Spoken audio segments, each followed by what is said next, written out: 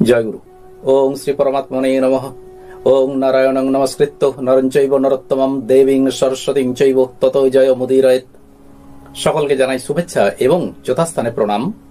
মহাভারত আদি পর্ব এর আগের ভিডিওতে আমরা পেয়েছিলাম বৃষপর্বার প্রতি শুক্রের ক্রোধ এবং শর্মিষ্ঠার দেবযানী দাসিত্ব। এবার ৮১তম অধ্যায়ে যযাতির সহিত দেবযানীর পরিচয়। বৈশম্পায়ন কহিলেন, মহারাজ, কিয়ৎকাল অতীত হইলে বরবর্ণিনী দেবযানী ক্রীড়াভিলাষে পুনর্বার সেই বনে প্রবেশ করিলেন। তিনি হৃষ্টচিত্তে শর্মিষ্ঠা ও সেই সমস্ত সখীগণ সমভিব্যাহারে যথেচ্ছ বনবিহার করিতেছেন। কেহ প্রফুল্ল মনে মধুপান করিতেছে, কেহ সুস্বাদু ফল ভক্ষণ করিতেছে, কেহ বা অন্যান্য ভক্ষ দ্রব্য ভোজন করিতেছে। ইত্যবসরে মৃগয়া বিহারী নহুস্তনয় যযাতি মৃগের অনুসরণ ক্রমে একান্ত ক্লান্ত ও পিপাসার্ত হইয়া জলান্বেষণ করিতে করিতে পুনর্বার সেই স্থানে উপস্থিত হইলেন। তিনি দেখিলেন সর্বালঙ্কার ভূষিতা কন্যাগণ বেষ্টিতা মধুর হাসিনী এক পরম সুন্দরী কামিনী তথায় উপবেশন করিয়া আছেন এবং পরম সুকুমারী এক রাজকুমারী তাহার পদসেবা করিতেছেন।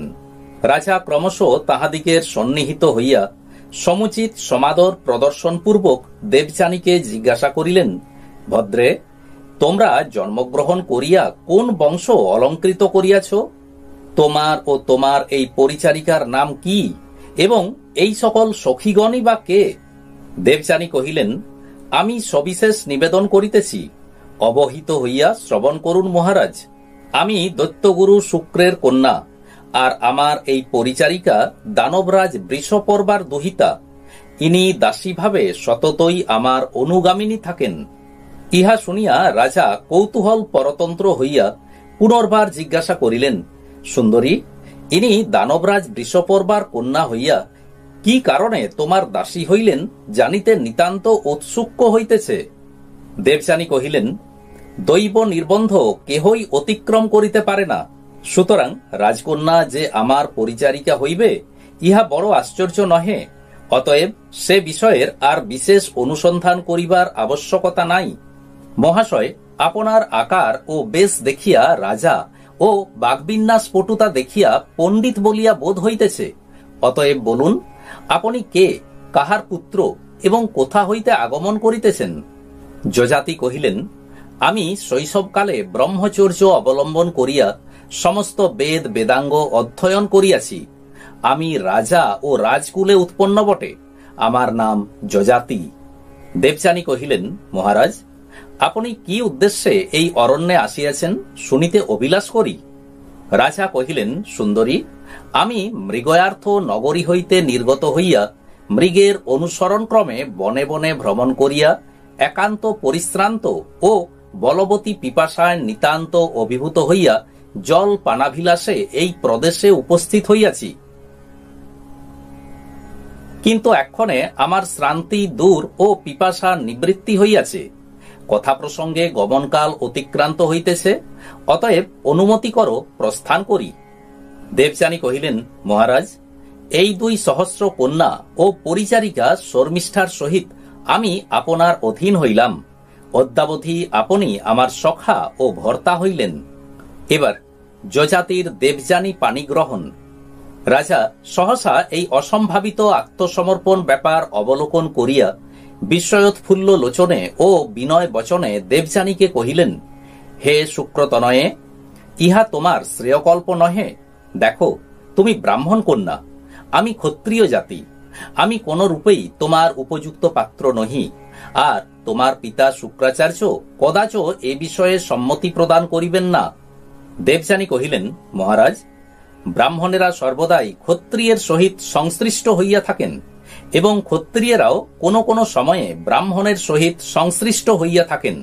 সুতরাং এই উভয়ের যেরূপ ঘনিষ্ঠ সম্বন্ধ তাহাতে আমাকে ভার্যারূপে অঙ্গীকার করা আপনার পক্ষে নিতান্ত দোষাবহ নহে।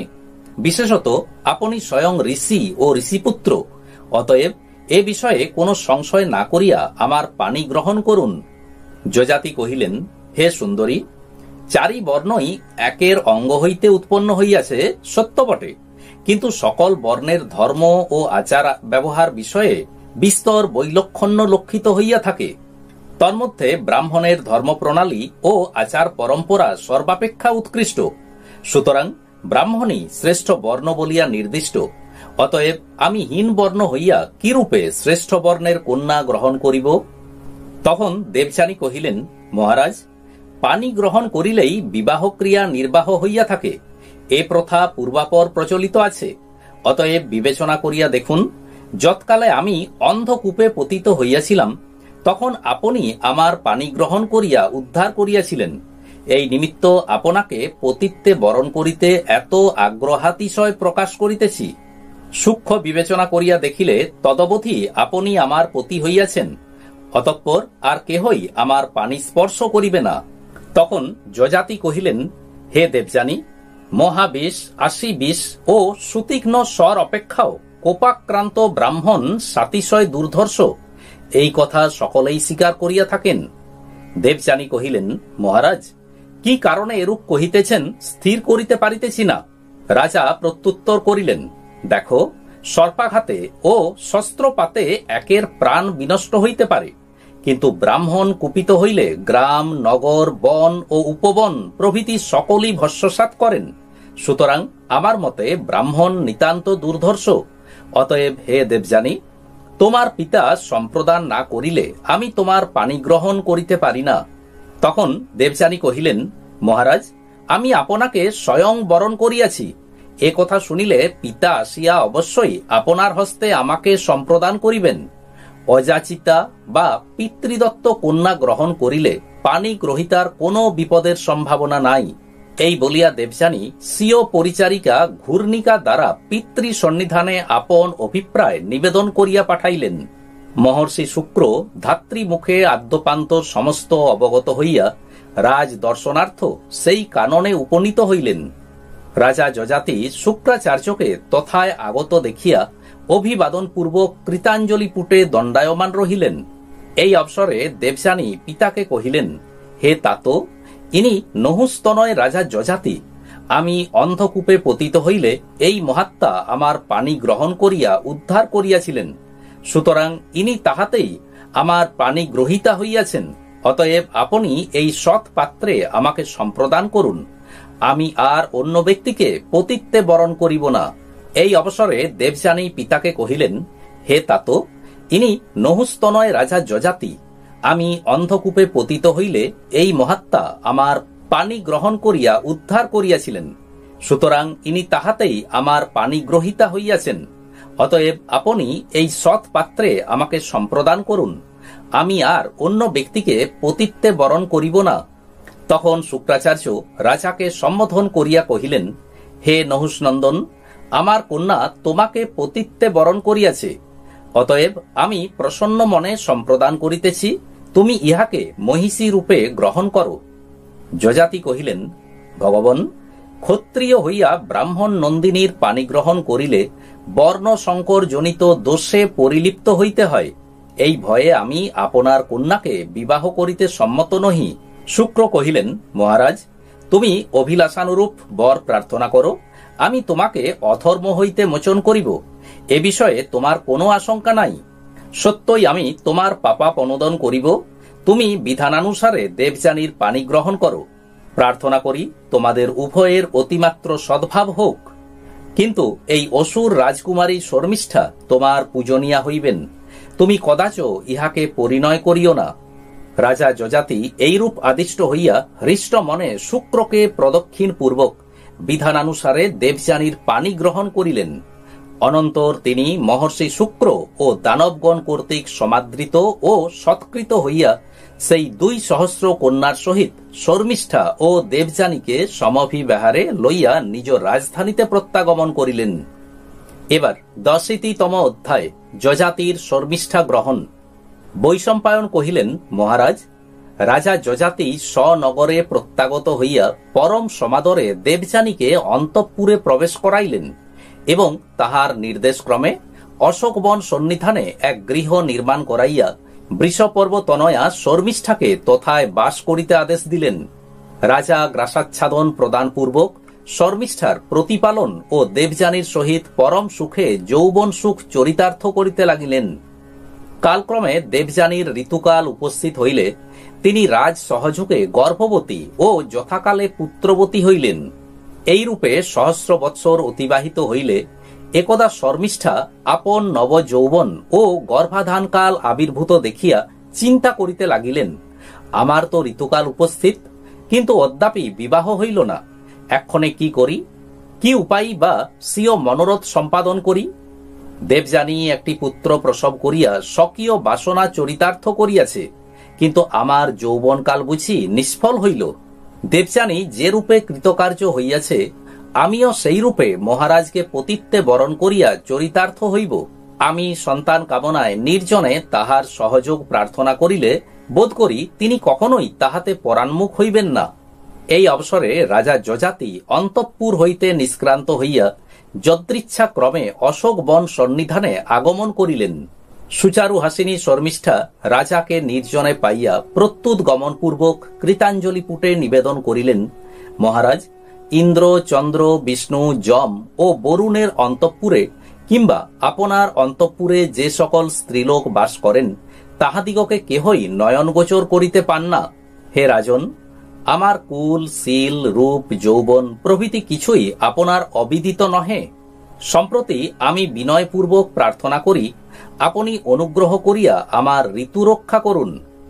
যযাতি কহিলেন, হে সুন্দরী, তুমি অতি সুশীলা, সৎ কুলোদ্ভবা এবং তোমার রূপ কোন অংশেই নিন্দনীয় নহে। কিন্তু দেবযানীর পানি গ্রহণকালে শুক্র আমাকে কহিয়াছিলেন, এই বৃষপর্ব তনয়া শর্মিষ্ঠাকে তুমি কদাচ শয্যায় আহ্বান করিও না। শর্মিষ্ঠা কহিলেন, মহারাজ, পরিহাস প্রসঙ্গে স্ত্রীর মনোরঞ্জনের নিমিত্তে বিবাহকালে, প্রাণ সংকটে ও সর্বসনাশকালে মিথ্যা ব্যবহার কদাচ পাপাবহ নহে। সাক্ষ্য প্রদানে বা বিচার স্থলে মিথ্যা কথা কহিলেই মহাপাপে পরিলিপ্ত হইতে হয়। যযাতি কহিলেন, রাজাই প্রজাদিকের দৃষ্টান্তস্থল, মিথ্যা কহিলে রাজা অবশ্যই বিনষ্ট হন, অতএব আমি অর্থকষ্টেও মিথ্যা কহিতে সম্মত নহি। তখন শর্মিষ্ঠা পুনর্বার কহিলেন, মহারাজ, সখীর পতি ও আমার পতি উভয়েই তুল্য এবং একের বিবাহে অন্যেরও বিবাহ সিদ্ধ হইয়া থাকে। অতএব যখন আমার সখী আপনাকে পতিত্বে বরণ করিয়াছেন, তখন আমারও বরণ করা হইয়াছে। যযাতি কহিলেন, সুন্দরী, অর্থীদিগের প্রার্থনা পরিপূর্ণ করা আমার এক প্রধান ধর্ম ও অবশ্য কর্তব্য কর্ম। তুমিও আমার নিকট প্রার্থনা করিতেছ, অতএব বলো, তোমার কি প্রিয় কার্য সম্পাদন করিতে হইবে? শর্মিষ্ঠা কহিলেন, মহারাজ, আমাকে অধর্ম হইতে পরিত্রাণ করিয়া আমার ধর্ম স্থাপন করুন, অতঃপর আমি আপনার প্রসাদে পুত্রবতী হইয়া পৃথিবীতে ধর্মানুষ্ঠান করিতে পারিব। আরো দেখুন, ভার্যা, দাস ও পুত্র ইহারা যে কিছু ধন উপার্জন করে, সে ধনে তাহাদিগের অধিকার নাই, তাহাদিগের প্রভুরই সম্পূর্ণ অধিকার। আমি দেবযানীর দাসী এবং তিনি আপনার বশ্যা, অতএব আমাদের উভয়েরই মনোরথ সফল করিবেন, এই অঙ্গীকার করিয়া আমার পানি গ্রহণ করুন। বৈশম্পায়ন কহিলেন, অনন্তর ধর্মপরায়ণ রাজা যযাতি শর্মিষ্ঠার প্রার্থনায় সম্মত হইয়া তাহার ঋতু রক্ষা করিয়া পরস্পর প্রিয় সম্ভাষণ পূর্বক স্বস্থানে প্রস্থান করিলেন।